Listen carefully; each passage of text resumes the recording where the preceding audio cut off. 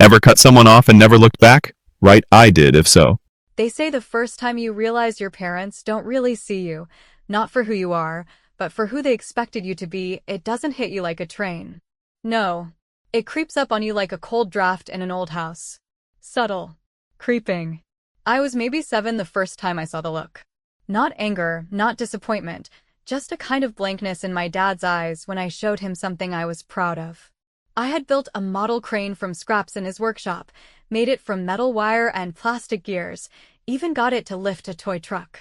He patted my head once, glanced at my brother who was scribbling something on a napkin, and said, "There's the future engineer, right there." He meant Zach. Always meant Zach. I didn't know it then, of course, but that moment? It would set the tone for the next 3 decades of my life. Growing up in the Jameson family was like being cast in a play where the script had already been written, and no matter how well you delivered your lines, you were still in the wrong role. My dad, Richard Jameson, was old school through and through, the kind of man who believed in 2 things. That legacy was everything, and that legacy was passed down from father to son like a damn pocket watch. My mom, Beth, kept the peace. Sweet woman, but quiet, like the wallpaper, always there, but never the focus. Zach was the golden child from day one. He could do no wrong, even when he did everything wrong. Failed classes? He was too creative for school. Got caught stealing a golf cart from the country club? Boys will be boys. Me? Straight A's. Summer internships. Ivy League. I was reliable. That's what they called me. As if I was a microwave. But the real story started the day my dad had his first heart attack. It was a mild one, thank God, but it shook the family like a dropped glass. He'd spent nearly 40 years building his logistics company from the ground up. Jameson Freight. Trucks, warehouses, supply chains, the whole machine. He was proud of it like a man might be proud of a dog he raised from a pup. Barked loud, bit harder. But when he ended up in the hospital, and Mom didn't know where the quarterly reports were, and Zach wasn't really into the admin side of things, someone had to step in. That someone was me. I put my consulting career on hold, moved back to Houston, and stepped into the chaos. The books were a mess. Half the fleet was operating on expired contracts, and their largest client, a food distributor out of Dallas, was threatening to walk if they didn't get someone competent on the line. So I took meetings, renegotiated rates, fired 2 managers who were stealing time, and by the end of 3 months, not only had I stabilized the damn company, I'd turned a loss into a mild profit. You'd think I'd earned a seat at the table, right? Wrong. At the next family dinner, my dad raised a glass and said, "We're lucky Zach's around to keep this place going while I've been down." I nearly choked on my water. Zach? He hadn't shown up to the office once. Was too busy networking with some investors at the golf course. But I didn't say anything. I smiled. Ate my dry chicken. Went home and cried in the car in the driveway like a teenager again. That's the thing about being overlooked, it doesn't hurt all at once. It's a slow bleed. And you learn to keep patching yourself up. The worst part wasn't the disrespect. It was the gaslighting. Every time I pushed back, they made me feel like I was crazy for even noticing. "It's not about credit," my mom would say, wringing her hands. "You know how your father is." And Zach? He'd laugh, say I was too sensitive, maybe offer to put in a good word for me if I wanted a more formal title. A formal title. As if the woman keeping the ship from sinking was supposed to be grateful for a nameplate on the door. That's when the bitterness started. But bitterness, when handled correctly, becomes something sharper, more useful. Like steel tempered by fire. And so I stopped talking and started planning.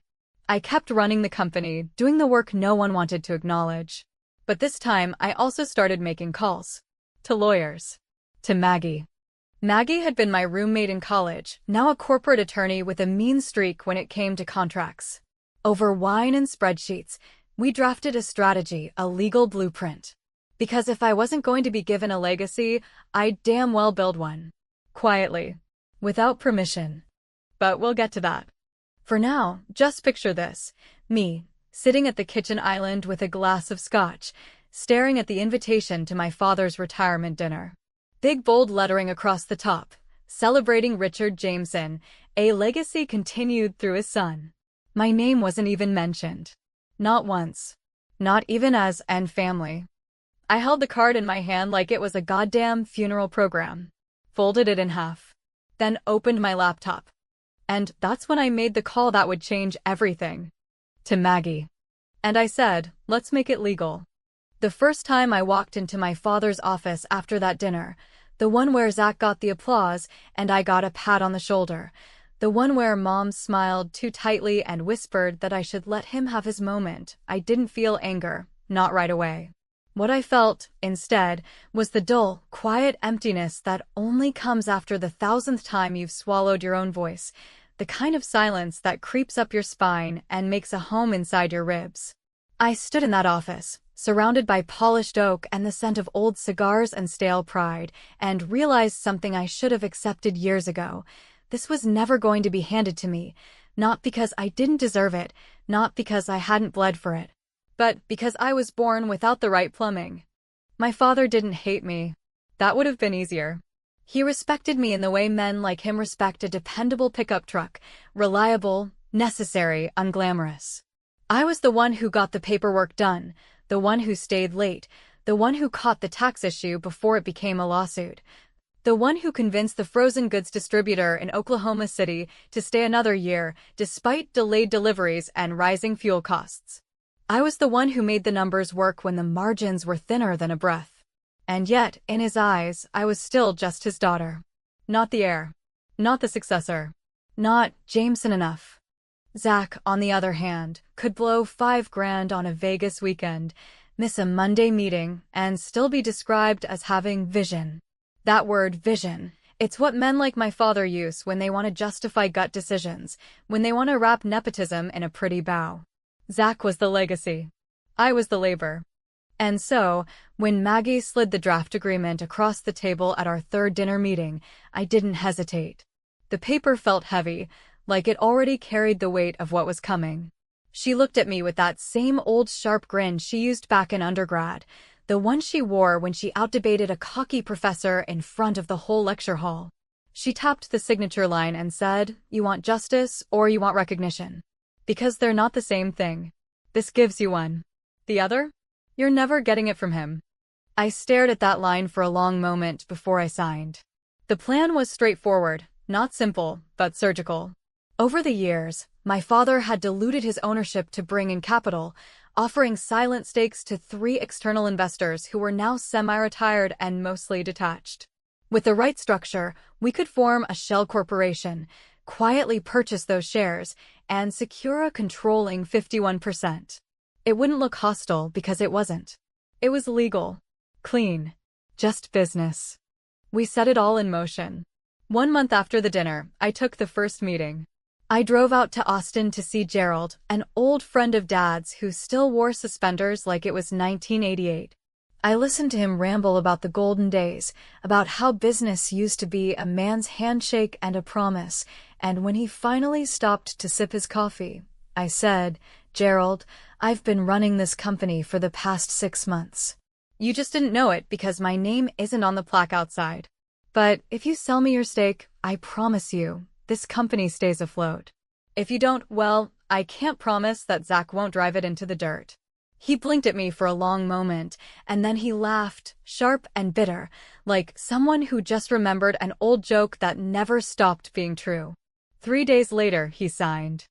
The others weren't much harder.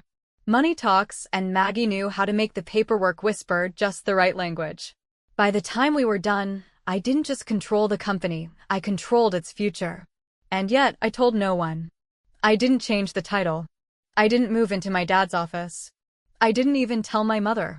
Because this wasn't about parading my power. This was about the quiet, deliberate satisfaction of knowing I'd taken what I was owed without begging for it. But that kind of quiet doesn't last forever. It was around that time, maybe 2 weeks before the retirement dinner, that Zach started to notice the walls shifting around him. He came into the office one morning, late, as usual, smelling like expensive cologne and poor judgment, and asked why the accounting team was no longer looping him in on weekly meetings. I told him we streamlined operations.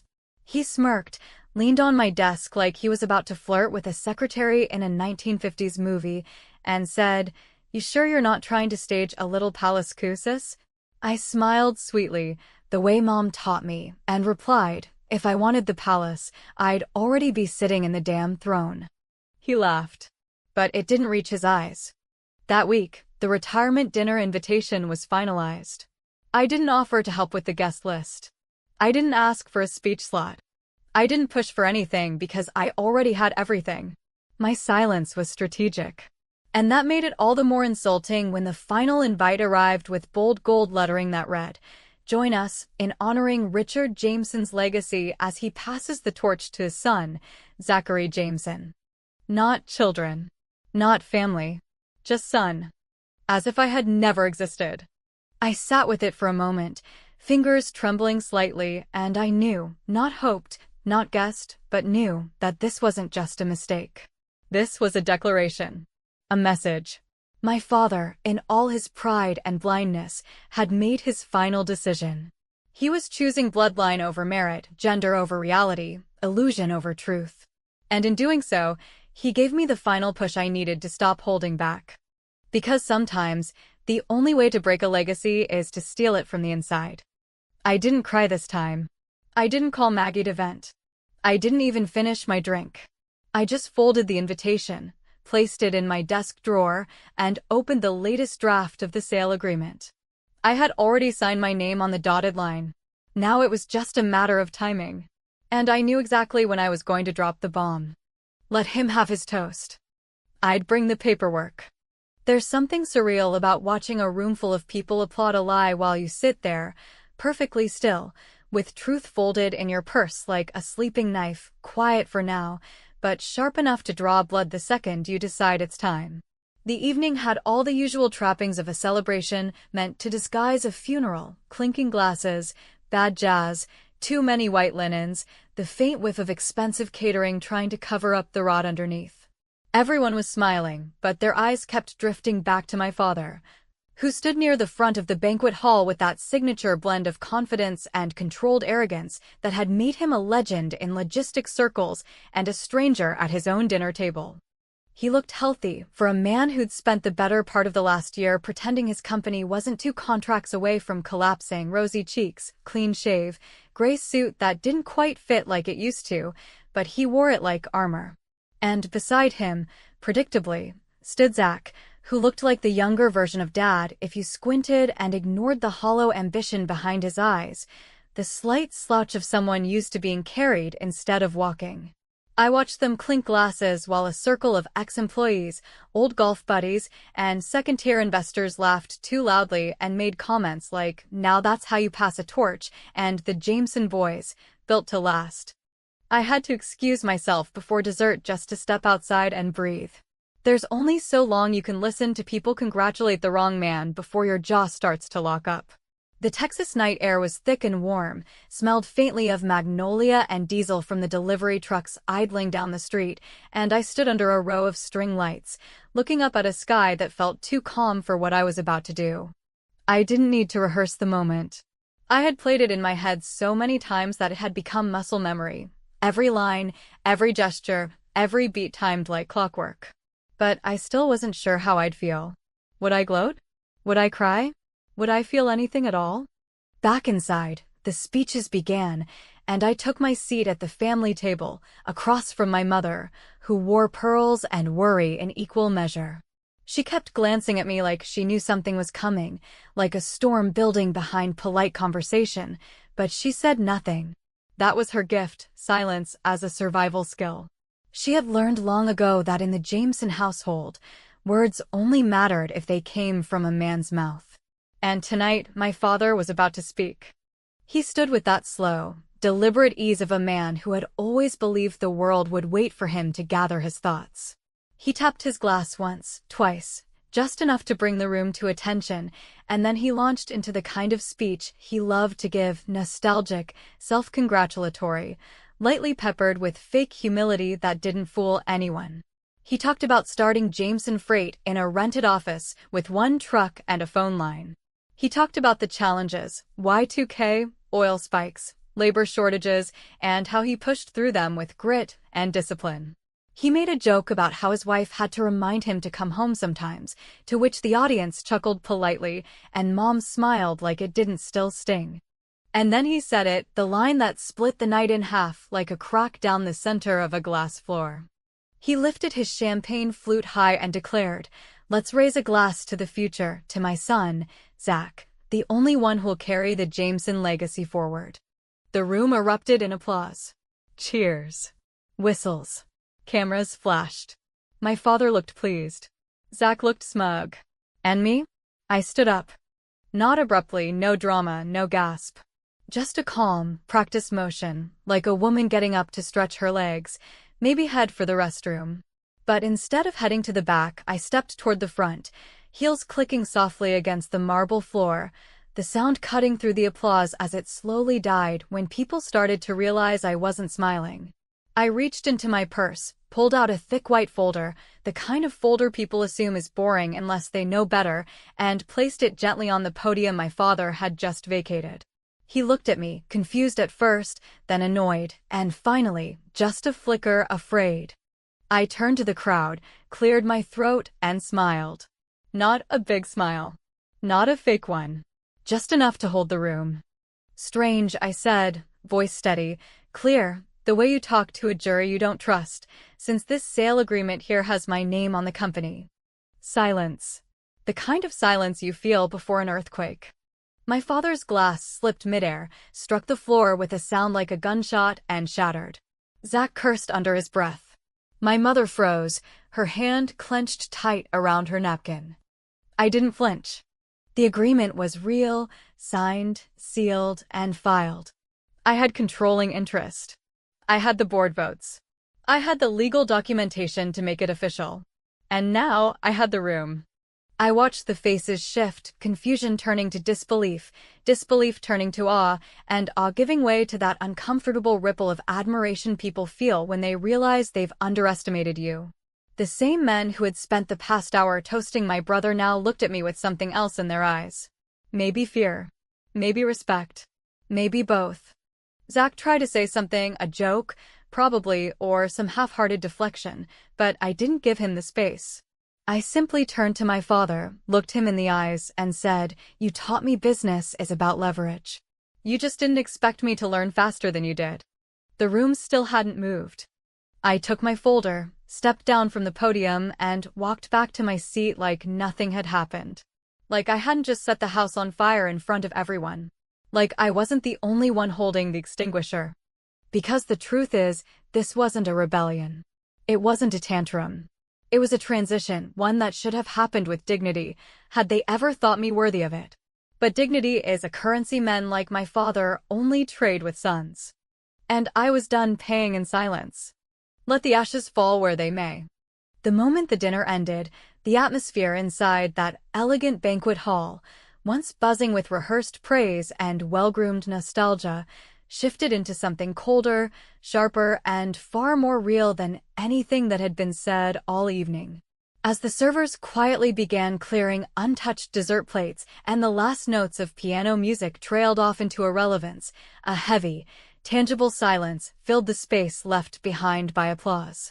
People who had known me my whole life, family, friends, former coworkers, Zach's buddies from college who'd once called me the uptight sister when they were drunk, avoided my gaze, not because they disapproved, but because deep down they knew. They knew they had cheered for the wrong person, placed their bets on a name instead of a backbone, and they couldn't stand the discomfort of being reminded of that in my expression, which remained calm, unreadable, and perhaps most terrifying of all, unapologetic. My father didn't speak to me after the toast.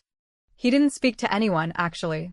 He walked away from the table like a man leaving a battlefield he didn't know he had lost until the final bullet had already pierced him, one hand still clenched in a fist as if he could hold on to the version of reality where he was still in control. My mother called out his name once, quietly, almost like a habit more than a plea, but he didn't stop, didn't turn, didn't acknowledge her voice or mine. Or even the sound of shattered glass being swept away by a trembling young staff member just a few feet away. Zach, of course, tried to spin it.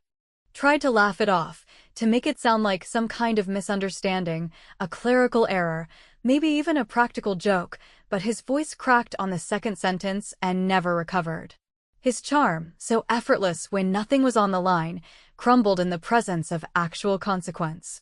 He threw out a few weak threats. This isn't over, and you can't just steal a company out from under your own family. But he didn't even believe them, and neither did anyone else in the room. One of the old shareholders, a man I had personally negotiated with over 6 meetings and 3 months of due diligence, clapped me on the shoulder as he passed and said, not unkindly, "That was something else, Ellie. Something damn rare." And that was the word that stuck with me all night, rare. Not brilliant. Not justified. Not even bold. Just rare. As if what I had done, what I had pulled off with precision, legality, and a mountain of restrained emotion, was less a product of hard work and more a glitch in the system, an anomaly no one expected, especially not from someone like me. When I finally made it home, heels off, folder tucked back into its drawer, dress unzipped and hanging loose around my waist like the skin of a life I'd just shed, I sat on the edge of my bed, stared at the muted reflection of myself in the vanity mirror, and waited to feel something that resembled triumph. It didn't come. Not then. Not even later that night, when Maggie called, half laughing, half shouting, proud in the way only someone who knows what you've endured can be proud. I smiled at her congratulations, listened to her recap the reactions I'd missed, the mutterings of board members already ready to switch allegiance, but the whole time I kept thinking about my father's face, not the rage in it, not the disbelief, but the fear. Because what I'd taken from him wasn't just a company. It was the one thing he had built to outlive himself, the thing he'd poured every ounce of his time, identity, and self-worth into, the vessel through which he believed his name would echo long after his body had failed him. And I had taken that vessel, repainted it in my own image, and steered it away from the course he had chosen, all without asking for his permission. But the part that twisted the knife, and I knew it would, was the fact that I didn't need his permission. The following morning, my mother showed up at my house before sunrise, dressed not in pearls and soft pastels like usual, but in gray sweatpants and a long coat that looked far too heavy for the mild Houston weather. She didn't knock. She just stood outside, waiting, the way she had waited on the sidelines of our lives for years. I opened the door and let her in without a word, and she walked past me like she knew where she was going. She sat at my kitchen table, folded her hands in front of her, and said, with no trace of anger or judgment in her voice, "You broke him." I wanted to say, no, I didn't. He broke himself. I just stopped pretending he wasn't already shattered, but instead I poured us both coffee and let the silence carry that weight between us. She looked tired, not just in the way older women look tired after a long night, but in the deeper way people look when the truth finally becomes too loud to ignore. For a long time, she said nothing, just held her cup with both hands and stared into it like it might contain answers. And then she told me something I never expected to hear, not from her, not from anyone. She said, "Your grandfather did the same thing to your father." I blinked. She explained quietly, slowly, as if confessing a generational sin, that my father had grown up in the shadow of a man who believed feelings were weakness, who told him more than once that he'd never amount to anything, that he was too soft, too emotional, too slow. When my father started Jameson Freight, it wasn't just about building a business, it was about proving his own father wrong, about becoming the kind of man who never had to ask for love or respect because power would replace it. And when Zach was born, that dream shifted. Suddenly it wasn't about proving himself anymore, it was about crafting someone in his own image, someone who could carry that weight so he didn't have to. "But then you came along," she said, eyes glistening, "and you were everything he claimed to want in a successor, but you had the wrong face. The wrong name. The wrong chromosomes. And that terrified him." I didn't cry. I didn't scream. I didn't even speak. I just sat there, listening to the truth unravel at the seams of a story I thought I already understood, and realized I hadn't stolen anything from my father. I had simply claimed what he was too damaged to give me. That day, I walked into the office for the first time as the official majority owner of Jameson Freight. The staff stood a little straighter. The managers made eye contact for longer than usual. Even the executive assistant, who once openly scoffed when I corrected her payroll error, greeted me with a tone just shy of reverence. And still, I couldn't shake the weight of my mother's voice echoing in my mind. You broke him. Maybe I had. Maybe I didn't care. Or maybe, deep down, I had been broken first. There's a peculiar silence that follows victory, not the loud, roaring kind people expect when they dream of finally winning the fight of their lives, but a colder, almost clinical quiet that settles in the corners of your mind like dust in a room no one visits anymore. And that silence, I would soon realize, wasn't peace, and it certainly wasn't satisfaction. It was simply the absence of noise after the collapse of an illusion I had spent my entire life trying to live inside without realizing it had never been built for someone like me to thrive in. The days following that dinner, the dinner where I'd effectively rewritten my family's narrative with a few pages of well-prepared legal documentation and a calm voice that cut deeper than any argument ever could, felt strangely normal on the surface, at least to anyone who didn't know better. The company kept moving, because that's what companies do. Trucks rolled, shipments were made, emails continued their endless cycle of being written, read, ignored, and replied to. And people came into the office every morning like nothing extraordinary had happened. But underneath that routine there was a shift, subtle and quiet at first, but it spread quickly like a ripple moving outward from a single stone dropped into deep water. I sat in the same office my father had occupied for over 3 decades, a space that smelled faintly of old cigar boxes and cedar oil, and I didn't change the decor, not out of nostalgia, but because I didn't need to erase his presence to establish my own. The weight of that room no longer belonged to him, no matter how many pictures of Zach still lined the bookshelf, their frames slightly crooked like forgotten trophies on a shelf no one dusted anymore. I kept the desk, kept the nameplate, even kept the old chair with the leather peeling slightly at the corners, and when people walked in and hesitated, half expecting Richard Jameson, half uncertain how to greet me, I let the silence hang long enough to remind them who was in charge now. But power, I quickly learned, is a strange and double-edged thing. It doesn't just change how others look at you, it starts to change how you look at yourself, and not always in ways you expect or want. There was a moment, late one night, well past office hours, when I found myself staring at the company ledger, not because I was worried about the numbers. They were solid, improving even, thanks to the restructuring I'd already put in place, but because I couldn't stop thinking about the path that had led me here, and for the first time in weeks, I wondered not if I had been right, but if I had become the very thing I swore I never would. I had outplayed my father at his own game, used the rules he taught me, weaponized the same logic he used to belittle my efforts for years, turned his own values against him with precision and strategy, but in doing so, had I inherited the very coldness that made him impossible to reach? Had I simply claimed his legacy, or had I absorbed it into my own bones without realizing it? I didn't sleep that night. And the next morning, my phone rang, a private number, no voicemail, and though I almost let it go to silence, something made me answer. It was Zach. He didn't yell, didn't beg, didn't accuse. He just asked if we could meet. Not about the company, he said, his voice lower than I remembered, missing its usual slick confidence, just to talk. I agreed, not because I thought there was anything left to salvage between us, but because I needed to see, with my own eyes, what it looked like when a man like Zach finally had to face a mirror without someone else holding it for him. We met at a quiet bar downtown, one of those upscale places that pretends to be rustic, and for the first 10 minutes, we just sat, barely speaking. When he finally broke the silence, it wasn't with a question, but with a confession. You were always better at this, he said, not looking at me, just swirling his drink slowly, as if watching the ice melt was easier than holding eye contact. I knew it, Dad knew it, probably even Mom knew it. But he needed to believe the legacy was going through me. Otherwise, what was the point of him being who he was? I didn't respond.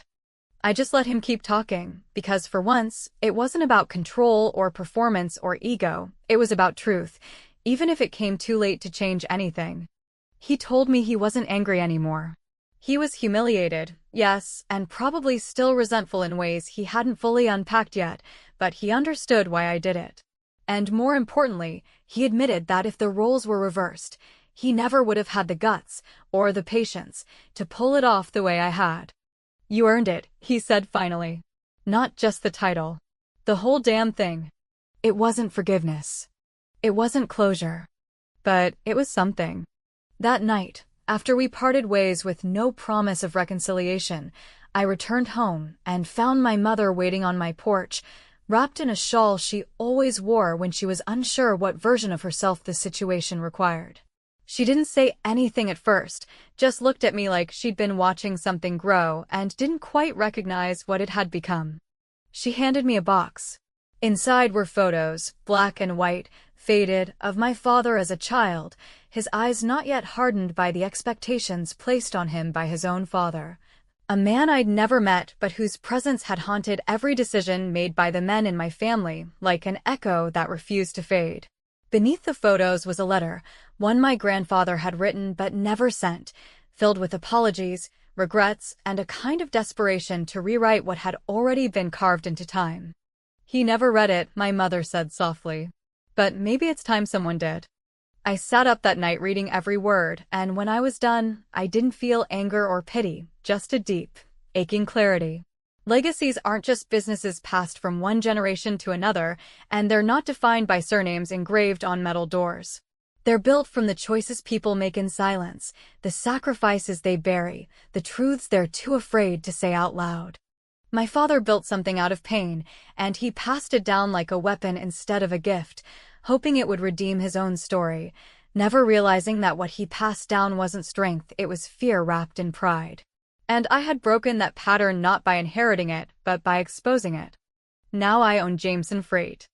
I lead a team who finally sees me, not because I demanded it, but because I proved I never needed permission.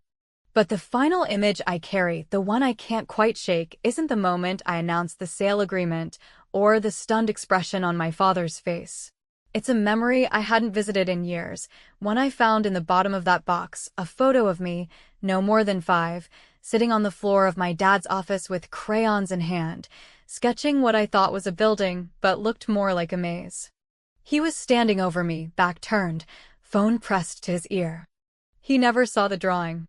And maybe that's the real legacy, learning to see yourself, even when your own family never could.